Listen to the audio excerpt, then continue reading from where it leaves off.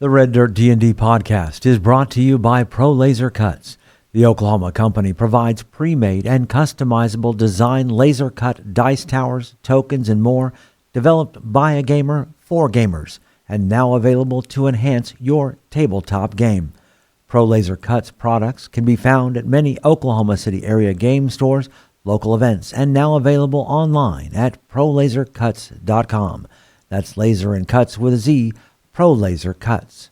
And by SD Way Gaming, where dice goblins unite. Our friends at SD Way Gaming celebrate the beautiful dice players handpick for their games and splendor. SD Way Gaming has expanded to include many tabletop gaming varieties, accessories, and similar fun necessities to include a service for your dice addiction. You can shop for a variety of products at sdwaygaming.com or find SD Way Gaming on Facebook.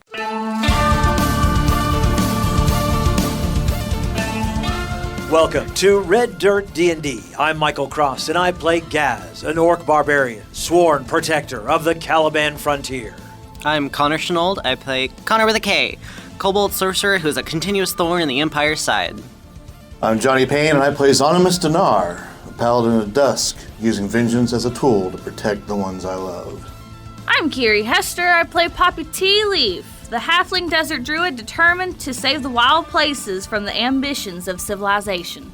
I'm Brooke Bullock, and I play Mokran Stoneshaper, a young dwarf sorcerer finding his true family as revealed by the secrets of the frontier. And I'm Ash King, your dungeon master. Join us now for Tales from the Caliban Frontier.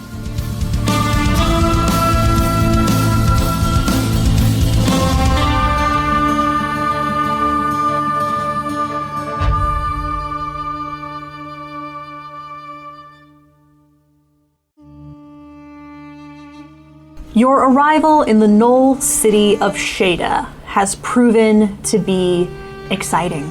Coming on the tail end of a celebration for the betrothal between two of the Gnoll clans, you successfully brought down an assassin that took down the matriarch of Clan Grinning Moon. Now, you are attempting to find the brass dragonborn that you have been told is somewhere in this city. Most likely in the northeastern district of the city, which is colloquially known as the Arcane District. This is definitely the part of Shada that is the most magically infused. It's where a lot of the magical supply shops are found, and also other arcane bookshops and things of the sort. All right, Konnor, what do you gotta do?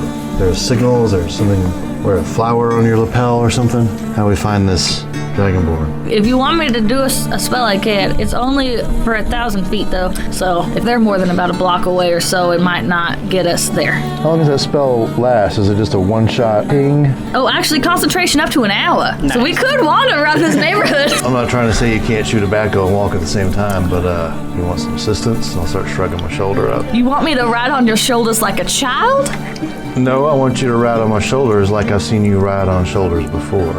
Yeah, Gideon's shoulders, the man who is my father figure. That's a little weird. I just don't think, where we are right now. I know that there's Dragonborn here, but these Dragonborn I haven't necessarily had any contact with, so the more magical help we have, probably the better. Out of character, did we leave Wildfire on the boat, or did we bring him with us? I think you brought him with you. So I'll just hop up on Wildfire so that I don't accidentally trip over a rock or something. Wildfire, you just focus on not tripping over rocks. And yeah, we'll use the spell slot for locate creature. Now, nobody hit me. I might lose concentration. All right, so you're activating the locate creature spell? Yeah, because Konnor doesn't know the specific Dragonborn. You're just like, yeah, it's my friend Jacob. Like, you don't know them personally. You just know they exist.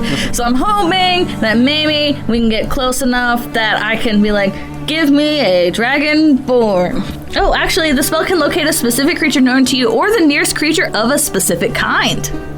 That's what we need. There you go. Like you said, any Dragonborn will do. Any Dragonborn will do, because hopefully they know the one. Okay, so you activate this spell, and riding on top of Wildfire, you're just going down the street, and it's one of those things, there's a lot of little side streets and different things. You get a lot of vendors who are kind of parking their wares but you're not having any luck. You're wandering down, you're walking down, and nothing's pinging. Can I do an Arcana check to see if I feel like it's a failure of magic or a failure of creature? Does that make sense? Yes, actually it does. And yes, you may. 4th level spell? Yes, it is a 4th level spell.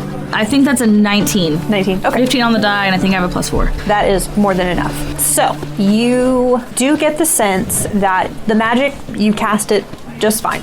The magic is working as intended. Just as far as you've gone, as of right now, there's nothing to find. Do I feel like I could fly and maybe be a little faster in the air, and that would work? Yeah, I mean, because you wouldn't go up 1,000 feet. No. You know, you would just be skimming like over. And I would just be an inconspicuous bird, not a giant eagle. Right.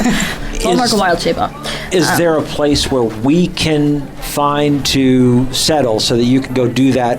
There's quite a number of cafes. You're basically in the Eastern's equivalent of Venturis. While Poppy's doing that, should we start asking around just in case? But I think we should stay in this area because that way Poppy I can knows. find you again. Yeah. But I do take my Rocky Talkie with me, of course. Yes. Worst case scenario, I can unwild shape and just find you that way. So we'll just go red-tailed hawk, this nice inconspicuous little bird, and just fly around as fast as I can because I have probably 45 minutes, half an hour left, and try to get a ping. Yeah, it's a pretty big district of the city. You wild shape and grid pattern start kind of going back and forth, trying to get a sense, and Here's nothing. Last question. Do I believe maybe that there is some kind of secret anti-magic fielder or like a block of some sort that would be stopping the spell? Because I know the spell, I cast the spell successfully. I'm just wondering if I can figure out if the spell is not working because they aren't here or if because they are more powerful than me.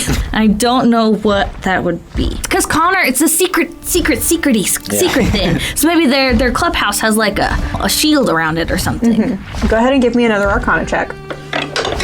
That's only a 14. Well, even with a 14, because there is a 3rd level spell called Non-Detection that for 8 hours, if you cast this spell, the target can be hidden from any divination magic. And then there are other spells, you know, kind of similar to that, that can be cast on a person or on a location to prevent it from being found. You're not sure if this is necessarily the case. Basically, what I'm telling you is that at least through magical means, you are not getting any information. Okay, so I will go find the guys at the falafel stand.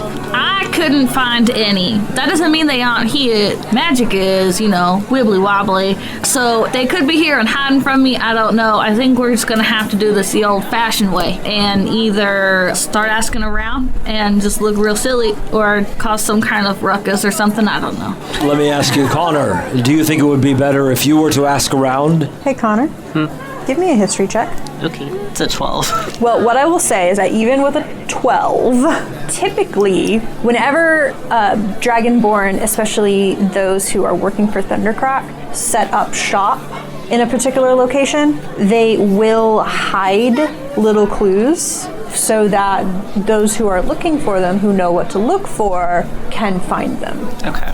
We could look around this district and see if they've left some clues. Usually when Dragonborn are in a specific city, actually working for Thundercrack, they'll hide little signs around. We can go find some of those. We've already asked one of the shopkeepers back further towards the entrance. I don't think it'd be necessarily too weird just to be going around asking for them, because they should be cohabiting with these people. Would I potentially know like what type of quote-unquote shop that they set up here? You wouldn't necessarily know the type of shop. So why don't we start with talking to the owners of this cafe here and see if they know anything? And I'll go look around if I can see any signs of what I'm supposed to be looking for. Go ahead and give me perception or investigation. Okay. Are you going out into the city by yourself? It's He's a just big a boy, city. he'll be fine. Yeah, I'm a Here, big boy. take a Rocky Talkie. Okay, since I partially know what to look for, can I get advantage? Yeah. Because my dice are spicy today. A 15. So with a 15, you do pick up on a trail, and it's one of those things, it helps you narrow it down, because again, it's like a trail of not necessarily arrows, but draconic symbols scratched into various inconspicuous places. Which part of the district does this kind of narrow down? It gets you the northeastern corner of the district, which seems to be a lot of, strangely enough, divination shops. Nice. I'll call over the Rocky Talkie. Hey, is this thing working? Yeah. How do I use this for? Bear with me. So, I found some of the signs, and it seems they're closer to the northeastern corner of this district. Alright. You want us to come straight to you, or just come up and hold back a little?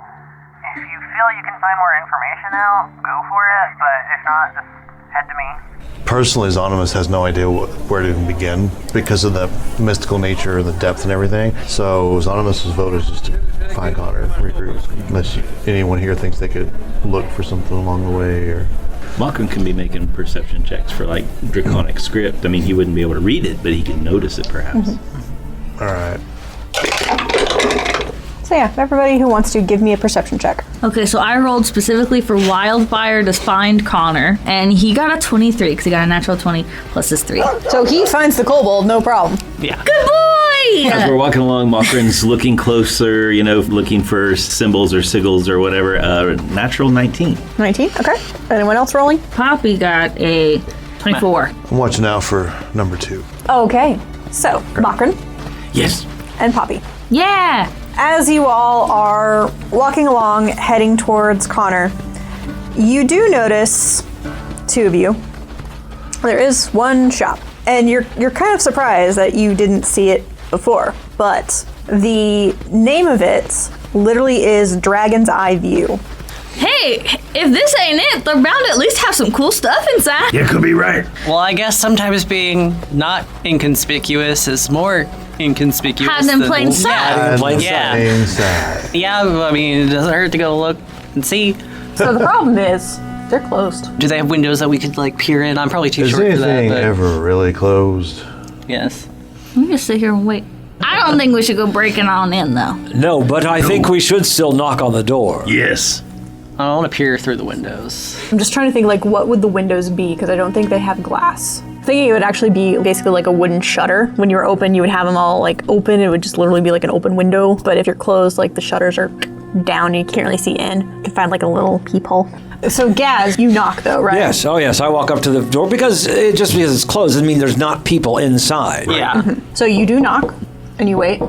No one seems to be coming to the door. Then yes, I say that we find a place to wait for the door to be open. If there's, what other shops do we have around us? Again, mostly this is kind of like the divination ward. So you do see like a couple other like fortune tellers, matchmakers, those types of people. Is this a tent or a stone structure? Or So all the buildings are also made out of that same sandstone. how is it to the roof? Good 15 feet. Let's like climb up there and get a better view. Is someone going to be concerned that we're climbing this building, though? Right, that does seem awfully intrusive. From the back? Still seems kind of breaky. I say for right now, let's go find one of these other shops that are open. All right, I was trying to play into the Dragon's Eye View. Did I fly over this building? Possibly. While I was waiting for my pinger, did I notice anybody standing on roofs? Because I feel like that would be weird enough for me to be like, why are they on the roof? No. I don't think, I mean, I flew over this whole area earlier and I didn't see nothing on the roof unless it's like invisible or something. Makron, do you have a way to detect arcane power? Any kind of detecting of magic? Well, I can dispel magic, but Poppy, you can detect magic, though, right? I can. Because maybe we could determine But- whether this is a magical Yeah. structure of some kind. Or if there is magic. Here's the thing, Gaz. That's a great idea, honey. The problem is we're standing on a street surrounded by magic shops. Yeah, we're in the arcane district. But it would still give you the specific if there was something. It would give me the it's- type of magic, but that's all I could divine, All right. if you will. Is there another place that's open? Yeah. Let's go to that place. So you walk in to basically another diviner's shop, and you do see a older Gnoll woman sitting at a low table, and she looks up to you and you see one eye is, cloudy with a cataract.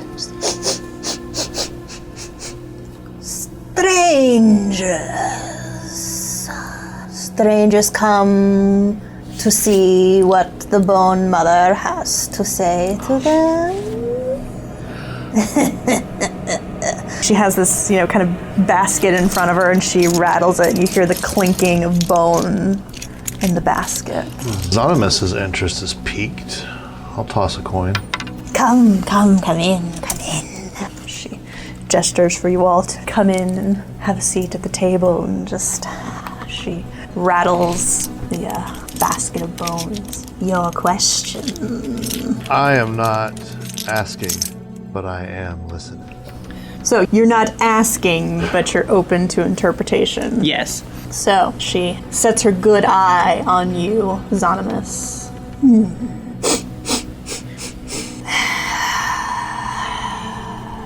She takes the basket around the table counterclockwise, once, twice, 3 times, shaking the bones, making sure that they are all well mixed up. And then she very quickly turns it over, pulling the basket back. Bones go everywhere over the table. Well now, let us see what fate the Bone Mother says is in store for you.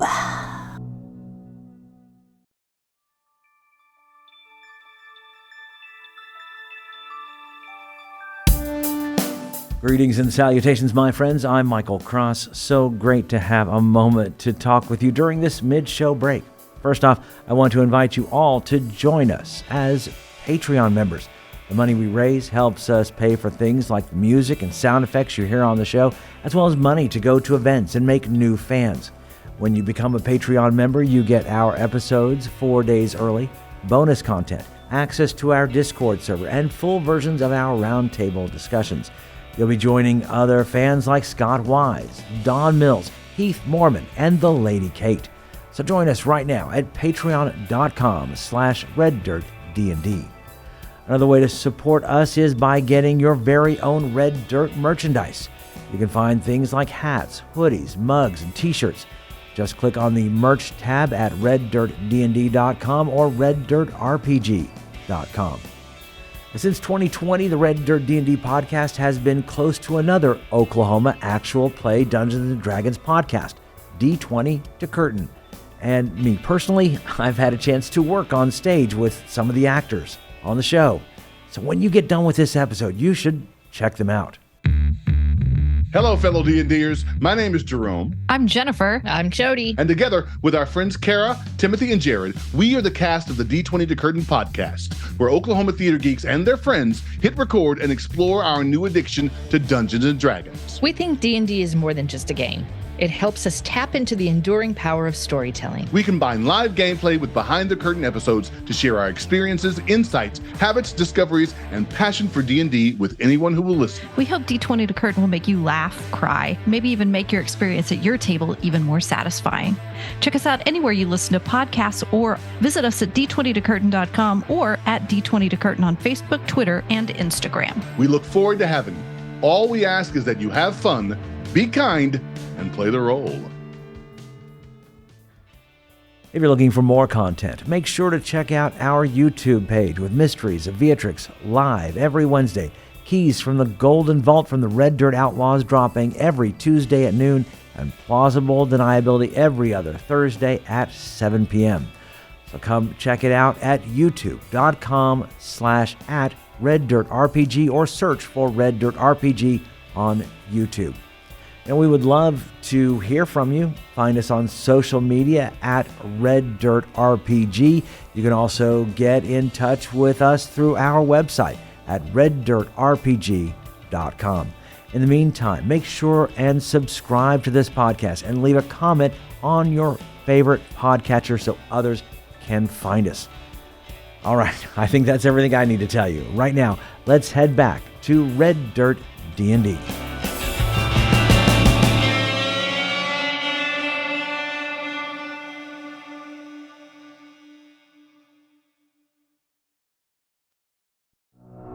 So, you all sit in the gloom of the Bone Reader's hut. She has just circled the basket round thrice, working clockwise. She casts the bones onto the inked leather cloth that lies upon the table. She begins to move her hands cautiously, slowly over the set, slowly pulling in information. You, young man, you are a creature on the cusp. You have accepted the newest of beginnings. It is almost as if the Ancient Ones have torn you down to your very essence. And now you are working to rebuild what once was. But there is hesitation in your heart. You are caught between two worlds, two times, two ways of thinking, and you are hesitating severely upon which path to take. Choose wisely, boy, for the problem is that the paths will soon be chosen for you.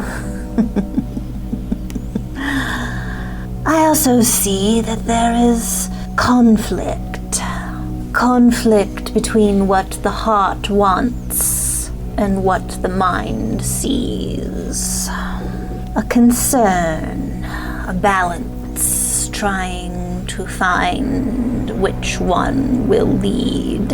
Of course, the problem can also be the balancing act is easy.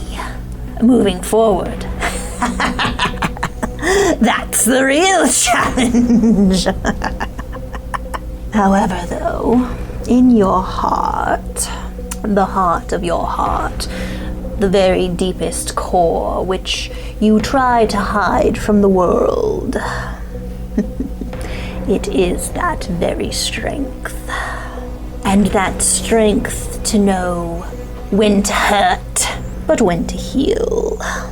The last thing that I can tell you, the energies are flowing fast and flowing quickly, especially when it comes to this material world.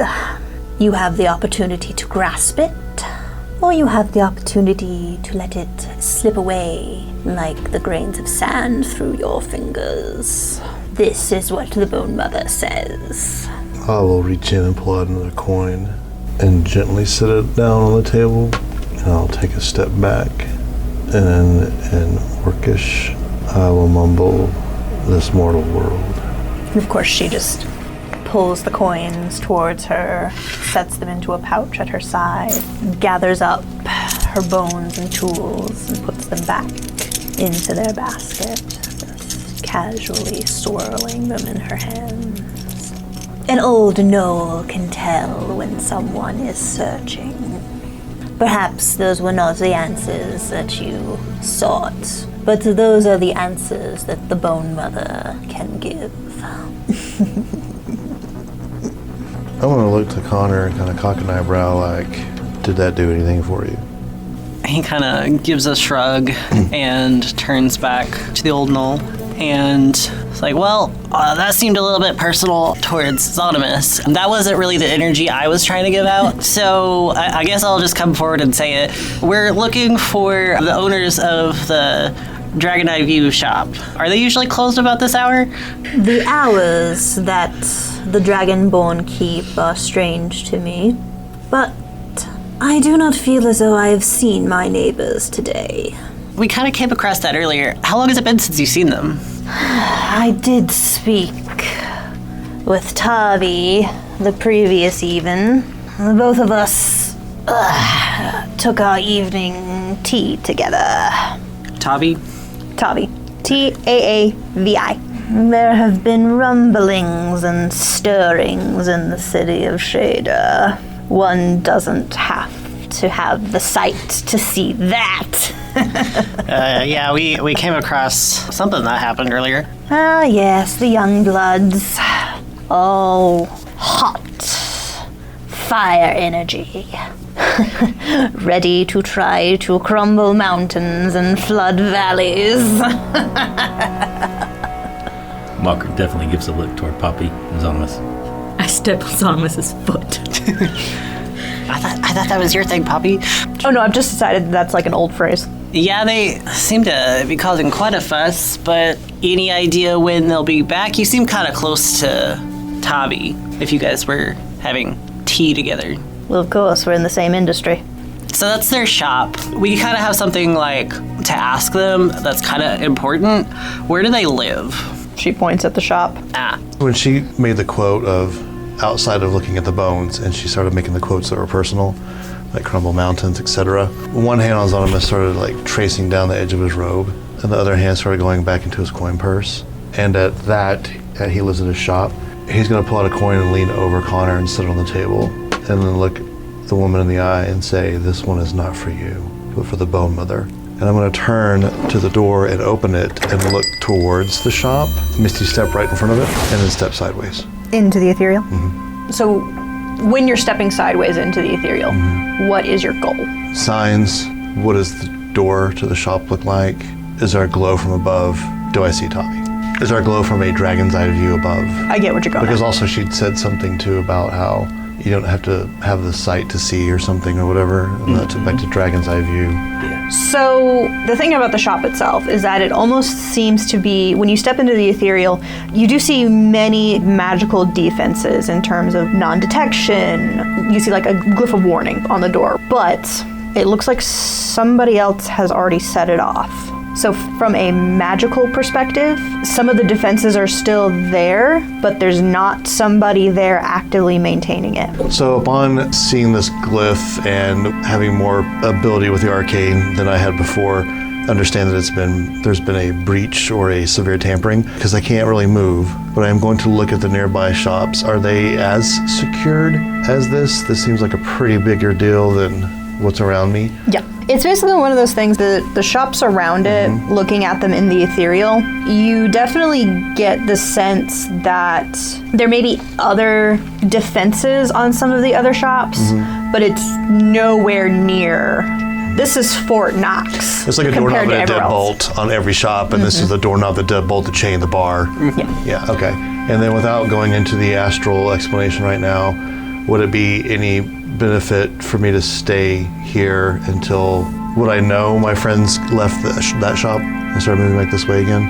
Yes, because you can kind of see their shadowy signatures. I kind of want to stay in here until time elapses and I can't concentrate on it anymore, or I see them come out. Yeah, the way that they look when you're looking at them from the ethereal, you don't necessarily see them fully. It's kind of a vague outline, but then also they're all magic users on top of that. So they all shine pretty brightly. You can tell that they have the magical aura, and that's more what you're seeing on the ethereal, is that magical aura, and everything else is a vague shadow, and it's more like you're seeing like the energy versus seeing the actual thing. So it's like you can't see into a building, but you know that there's a building here. So when they come out and I see that magical glow, until Zonimus experiences this more and sees that glow in others outside of the party, he's convinced that glow is because of who they are to him. And because of their closeness to them. So when a moment or two passes and Zonimus doesn't come back into view immediately, Malkrin looks at the old Gnoll and says, "Grandmother Gnoll, you mentioned having tea with Tavi. Has he had any visitors, any strangers? You said something about fire and heat. Anybody that looked like they might be fire-blooded that's visited recently?" The little one, and she indicates Poppy, she's got quite a hot streak about her. Quite a lot of fire energy I can sense from that little one. Like metaphorically, right? What energy do you like sense? I'm a fiery pistol. Strong fire, touch of air. Tavi attracts an eclectic crowd to their readings. They are one of the few Dragonborn in the city, but he attracts visitors from time to time, people looking for answers that only the knowledge of the dragons can provide. But like no strangers with a method or anything? Not that I've noticed. Okay. Zonimus has been gone for a few minutes. You think he's all right? Yeah, I should go check on him. All right, thank you for your help. Thank you for your time. Slide one more coin across. She just happily takes Stop bothering. And we will leave. Yeah. Okay, so we go out onto the Across street. Yeah. Is Zonomus still standing there, or can we not see him? You can't see him. He Okay. stepped sideways into the ethereal. Okay. As they approach, is there anything happening? I look back at the shop, back at them, back at the shop. No, I mean, you just see them heading toward you. I'll appear. Oh, welcome back. Did you get inside? Were you able to step and move? No, I didn't, but Konnor, this place is heavily guarded with magic. Yeah. And one of the seals has been broken. I think your friend may be in trouble. You see Konnor tense. Here, and I'll go to the door and kind of put my hand over where I saw the glyph. And it's like you see a shudder of magic, as if ripple of water. It's like the glyph wants to go off, but it has been reset, so it just flashes. Yeah, you see Konnor tense, and he scurries up to the door and immediately tries to open it. It's unlocked. So the door knob turns easily, and I, in my haste, fling it open. I pull a star off my robe and rub it at my fingertips. I have drawn my flame tongue. I have not lit it yet. Makrin has his hand on his arcane focus gem in his pocket. Konnor's too concerned to prepare anything. Konnor, and you fling open the doorway, and you all enter into this, much like the old Gnoll's reading room. It's just kind of a big open space. And it looks like there has been a fight here recently. Konnor steps into the room, and you see his tail thrash behind him, and he grits his teeth, and you just kind of see that this information does not please him, and he will try and go around the room trying to see what happened. Go ahead and give me a insight, Konnor. Okay. Can Makrin start to do investigation? That's what I was wondering. Can I do an investigation? Investigation, insight, perception, all the good stuff. Modified 20 for insight. Okay. Investigation of 18. 18 for investigation here, too. I have an 18 for perception to try to find a creature, a lizard, a spider, a mouse, something that is living. So modified 20 on insight. 18 for 18's investigation. on investigation. And what was yours, Poppy? 18. 18 as well. Okay. Konnor, starting with you. You kind of look through this main room, and everything's just been thrown all over. There's a curtained off area that you kind of scurry back into, and that seems to be Tavi's living space. From what you can surmise is that somebody did their best to disable the glyph, get in the door, get in here, because there's not a lot of blood, there's scuff marks and things, but it was like somebody snuck up, and whoever it was probably trying to take Tavi alive, from what you're reading from the room, because there's no blood, and it doesn't look like anything's necessarily been cleaned up. It may look like maybe somebody was breaking in to steal something, and then Tavi just all of a sudden disappeared. And again, that's kind of what you guys also get from the insight. Poppy, you were doing a perception? And I actually got a 19, not an 18. Okay. So for you, Poppy, what I will say, you don't find any creatures, but in your search, you do find something that does look out of place.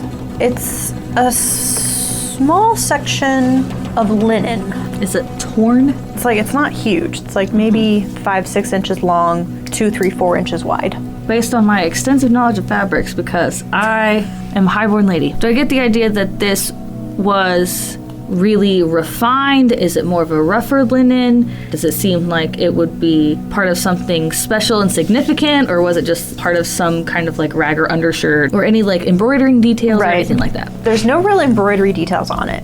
It's a fairly coarse piece of linen, and it also looks older. It's very dirty, very dusty. What color is it? Dirty brown. Is it brown because it's dirty and it's actually a different color, or is that its actual dyed color? It probably started out as a piece of white linen. Okay, I might regret this question. What does it smell like? Is it just dirt? Death.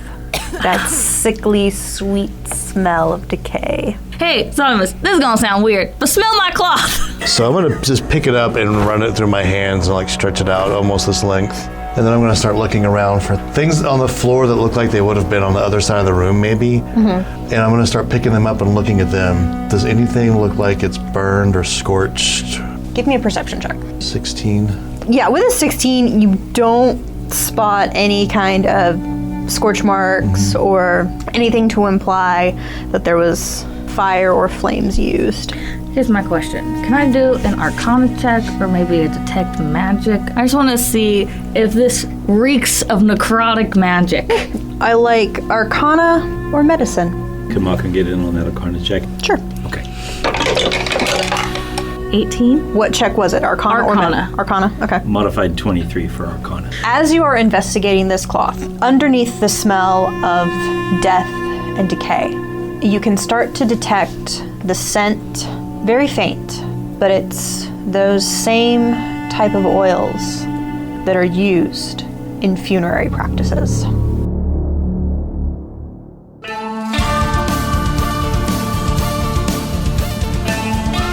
Red Dirt D&D, Tales from the Caliban Frontier is Ash King as our Dungeon Master, Brooke Bullock as Mokran Stoneshaper, Johnny Payne as Zonimus Dinar, Kiri Hester as Poppy Tealeaf, Konnor Shenold as Konnor the Kobold, and I'm Michael Cross as Gaz. Special thanks to our Silver Star Paladin patron, Shenanigans Unplugged. Our theme music was created by the cinemagician P.J. Castillo. Our incidental music comes from Jeffrey McBride. Our sound effects and additional music, courtesy of TabletopAudio.com, Sirenscape, and Monument Studios. You can find us on Facebook, Twitter, and at RedDirtDND.com. We here at Red Dirt D&D could really use your help in getting the word about us. If you like what you've heard, make sure and subscribe, rate us, and leave a comment. Also, tell your friends about Red Dirt D&D. You can also support the show at patreon.com/RedDirtDND. We have several giving levels to help us grow up big and strong. Join us next time as we go deeper into the Caliban Frontier.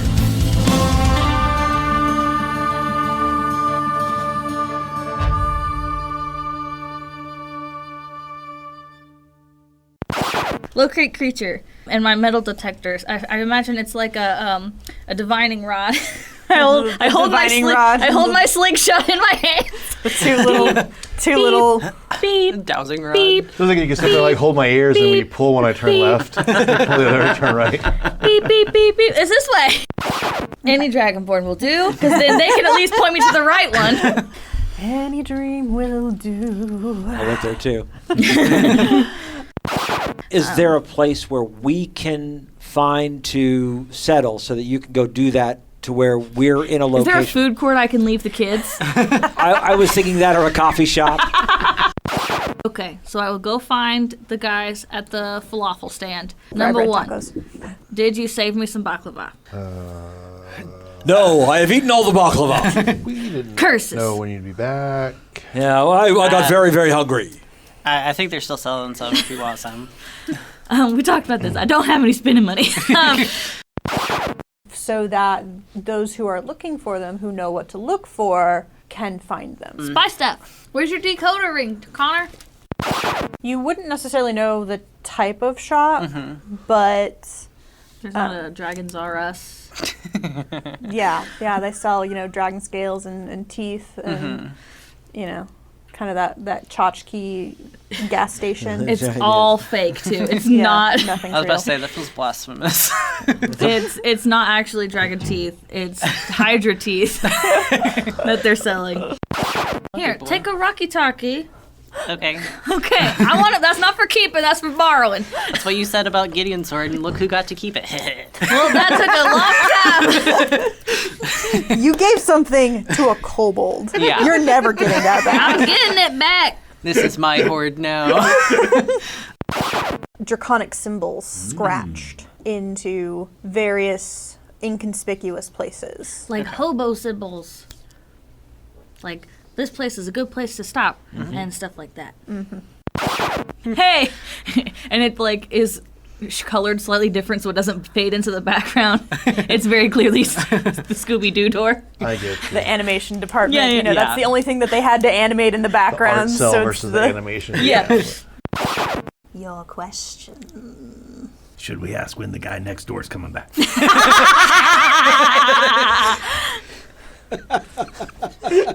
For that information, I charge double.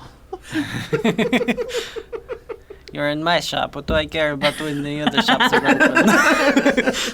Never coming back. Buy stuff here. I am not asking, but I am listening. I don't think that's how the voice. I think you have to ask a question. No? Well, the Bone Mother's all powerful. Wouldn't you know? Wouldn't you know what my it's question like a is? match 8 ball situation. You can't. I thought that was your thing, Poppy. Oh no, I've just decided that's like an old phrase. Yeah. Hurtful. Ouch.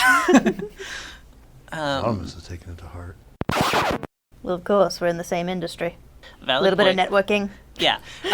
I'm not a shop owner. I don't know how this works. I didn't even know businesses were a thing until recently. Johnny's always playing too hard into the puzzle clues. But it also might be a nice seed for the DM to be like, and there you see, you know. Yeah, that's good. I've just made a decision unto myself. We are going to start using Shadowrun Astral rules.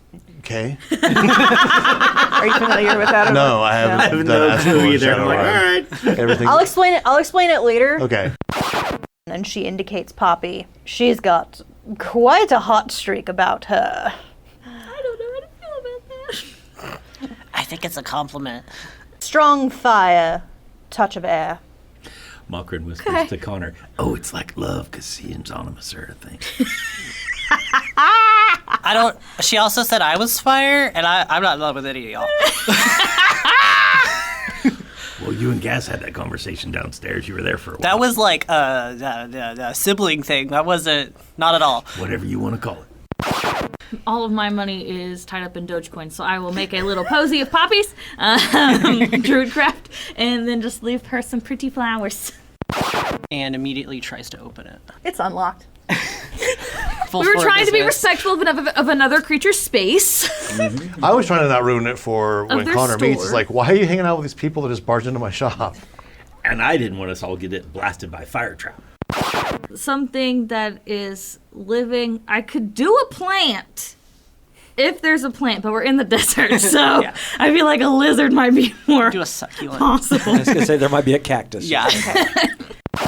Well, it's linen, so I'm just. It's like, what's our thread count here? Like,